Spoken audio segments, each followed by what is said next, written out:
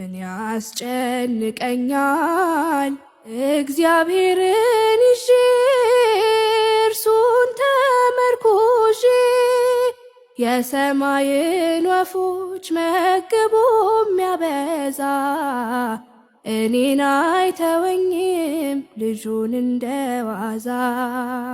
ለእግዚአብሔር መስጠት ነው የልቤን ጉዳይ ተጨንቅ ያልጨምር ከቁመቴ ላይ በምልጃ በጸሎት የምጠይቀውን አይውልም አያድርም ሲሰጠኝ መሻቴን። ይከፈታል አንኳኩ ይሰጣችኋል ጠይቁ በአንዳች ነገር አትጨነቁ።